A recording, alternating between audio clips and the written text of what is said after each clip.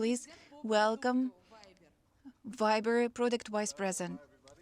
So I will be the last person before the coffee break, so I'll try to make it interesting and short. So as introduced, I'm Ofir, I'm Viber's head of product, and as a product person, I don't know how much you're familiar with in our industry. Typically, product people don't get along with sales and marketing people. So when people told me that I'm going to speak in front of marketing people, I was a bit anxious. Now that I see that it's 80% women, I'm practically terrified.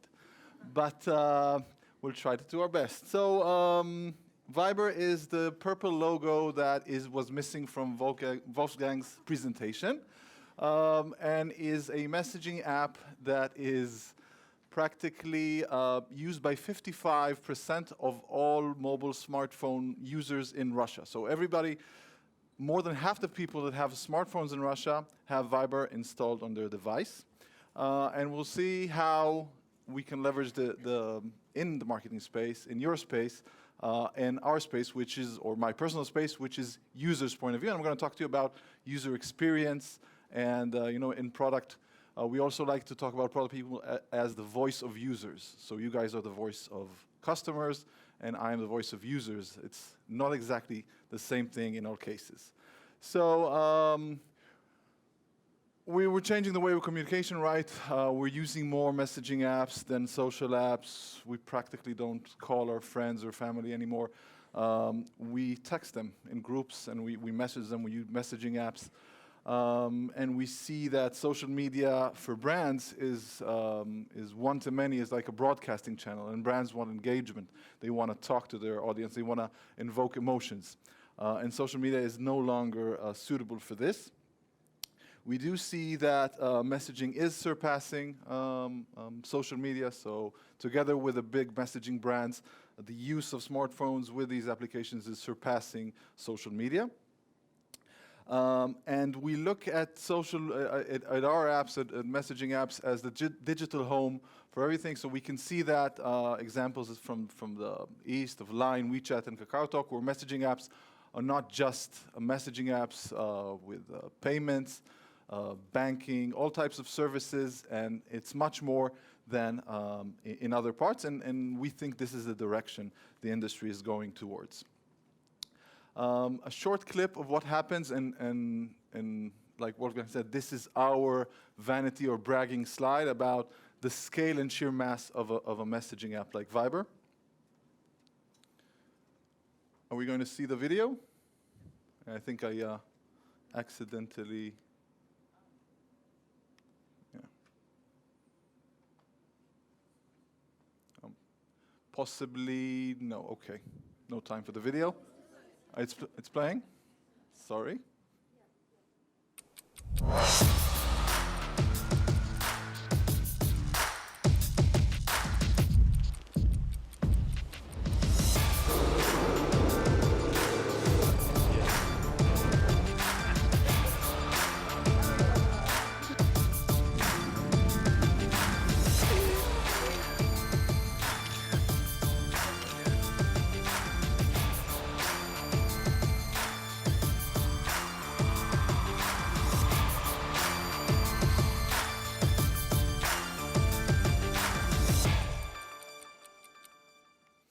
Yeah, so we saw a lot is happening in Viber.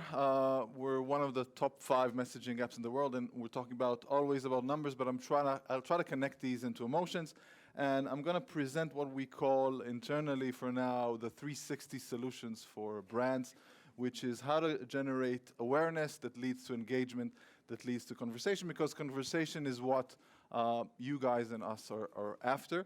Conversation means that there is meaningful interaction, meaningful utility, meaningful, and any interaction that goes on to conversational would generate a loyal customer. So in examples of what we're talking about, so we talked about before and now about communities. So communities is our vision of how people are going to use messaging apps. The digital world makes us all part of the global village, but I think there is a trend that's going back towards more local and more things that are physical. I don't think it's by chance that people are buying digital bitcoins or or a cryptocurrency and buying a physical wallet to put them in, or why vinyl records are coming back, because people need something that is close to them, that is less virtual.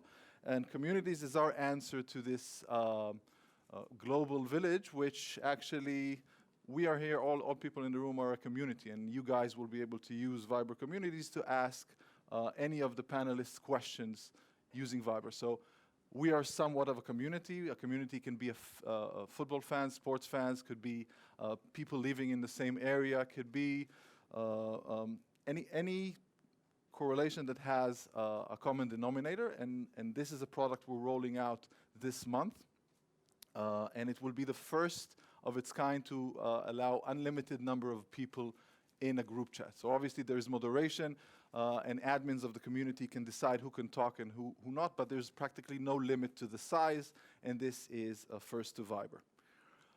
Going on, so we're all in the advertisement industry, so Viber offers ads, and we have a cross-platform network starting from desktops to mobile devices, and we're the first to market with this format. On the left here, it's ads after calls.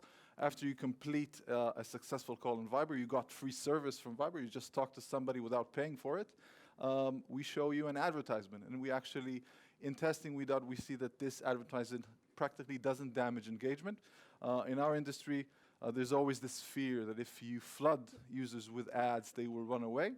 And we've seen examples of messaging apps that flooded their users with ads and got decreased usage. In this case, all our ads are performing excellently without any harm on engagement. And going on to the next form of ad, these are stickers. And the numbers here, again, practically don't mean a lot, but that's the number of stickers sent globally, monthly in each region. And there's a saying we like to say in Viber that stickers are practically the only native form of advertisement in the field. We like to talk about native advertising in our industry, in the mobile. And typically when people say native, they mean that it's native to the application, right? That it's not a standard banner. It looks like it's part of the application. Well, when I say native ad, I don't mean native from the technological sense or from the app sense. I mean native for the user. And a sticker is native for the user because it conveys emotion. So if I send my friend a McDonald's or a Coca-Cola sticker that conveys an emotion I want to convey to that friend, there's nothing more native than that. And we see that the branded stickers on Viber get tons and tons of downloads, and we'll see numbers in a second, and they generate this affection towards the brand or towards the campaign that we can't see anywhere else. Bots. So bots is one of those words which is overhyped, and we saw it in the previous, but I think we don't, although it's very popular to talk about it, I don't think we've nearly reached the potential of what we can do with bots today. I think the future of bots is still, or the height of bots is still ahead of us and not behind us. The main reason is because it allows brands or companies to provide a bespoke and tailored experience to that user, that specific users, and not users as a whole. It's not a website that's identical to millions of visitors. It's not a campaign that's identical to millions of people exposed to it. It's a tailored solution for the user currently interacting, and together with another buzzword, big data, you can combine these and get a bespoke interaction that will start today. It's very informative, so bots give you information. In the future, I believe we will progress towards the service. So bots would give you service. You can check what's your cellular charge. You can check what's with your bank account using a bot. And in the third stage, bots will actually do sales. So they would allow the companies for users to upsell existing or make new sales. So that's bot, and that together with that we have the ads, the bots, and stickers is what we call our 360 package. Some examples of innovation. So this is a campaign we launched with Glamour Russia. Number of 2.4 million sticker downloads. This was the way the workflow works is that we launch free sticker packs. Users get free stickers.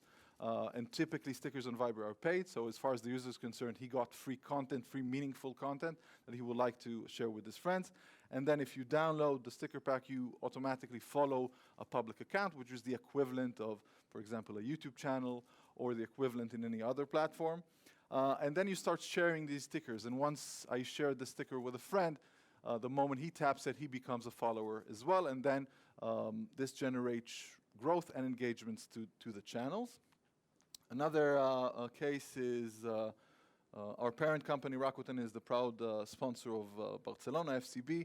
And practically we have 1.2 million subscribers to the FCB bot. And I think today it's one of the largest bots on the planet. So no other platform has that many subscribers to a bot. And we offer various second screen experiences on the bot. So for example, mid-game, you can select the most valuable player of the game. And we're experimenting a bit with when and how to engage users on the bot, in addition to obviously seeing the fans seeing the games online or on TV. And the last example is M-Video, which is an electronics retailer. Again, you can see, you can convey emotions even if in this case. And we found, by the way, that the stickers that work best are conveyed emotions. So it's not enough to put the brand in a sticker. You have to make sure it has context within sentences and people can relate to it. I think that's it for the presentation. We have a couple of questions, I think. Yes, we have. First of all, thank you. Thank you. I want to assure you that I personally know that all the Glamour Russia team, they are fans and they love this collaboration between Viber and Glamour Russia. Really, Yes, it's I know. true. We appreciate it. Thank you. And I've heard that Viber is a very secure messaging app. Please, as a head of product, tell me, is it true and how do you protect users' data? Yeah, so privacy and security is currently an issue. So at Viber, 100% of all calls and messaging are end-to-end encrypted by default. So you don't have to go ahead and activate a secure conversation. They are, and for those of you who are not super technical, end-to-end encryption means that only the two parties, think about it as a lock, only the two parties, only one party and the other have the key. So even Viber, which is transiting the actual information, we cannot access it. So that's the meaning of end-to-end. So even if we wanted to know, we don't have the technical capability, and that is by default. And with everything we do, we try to think about users' privacy first. So when the product team comes up with ideas for features, or if we get ideas for doing more marketing or advertising, we try to think what's the user's angle with it, or will the user feel that his privacy is blocked? Because you eventually talk with your friends or your family on this app, and we want to make sure that you feel at home as safe as possible in this app. And tell me, what do you think? How will messengers will evolve next year? So I think we're going to see the continuing trend of people using less apps on the devices and using their favorite apps more. So there's like an app store inflation. I think generally we'll stop seeing the app stores as they are and go towards more instant apps or apps you don't need to install. But specifically for messaging apps, we're going to see things like we're doing with communities. So again, trying to connect the virtual and the physical messaging that will allow you to set up meetings with your friends, or utilities that will allow you to schedule a trip if you're going on a weekend with your friends, or setting appointments with your doctor. So again, trying, like we saw with these taxi apps where you connect with the physical and the virtual, we're going to see messaging apps going more and more into our lives in a utilitarian way that helps us perform our tasks. And what is your biggest, most ambitious goal for Viber? Tell me, Yeah, if it's not a secret. No. It's a heavy question, and I think that the biggest goal or challenge is trying to find the right balance of users and business, of the company objectives of making money and your objective to sell to your clients, and our objective to provide value and a good service to our users. And the reason it's such a heavy question is because it hasn't been hacked yet. Like we all know today, when you pick up a Vogue magazine, you expect to see ads there, right? None of us could imagine a world where you pick up Glamour and you don't see these Chromo ads. You expect it. It's part of the experience. On TV, for example, we used to have these commercials, and now Netflix and other online streaming giants introduced binging to the world. So you could pay, and you're willing to pay, to watch these series without commercials and in sequence. And with messaging apps, the book is not written yet. So there are competitors who, again, flooded their users with ads and saw negative lashback. And there are those who do not have to give ads, but as said before, if you don't see ads, then probably you are the product. So there's pros and cons to everything. So I think the main challenge is, again, is how do we provide value to our users, and how do we write this book of what's the right business model for a messaging app in our industry. Thank you, Ofir, so much. Thank you, guys. Thank you.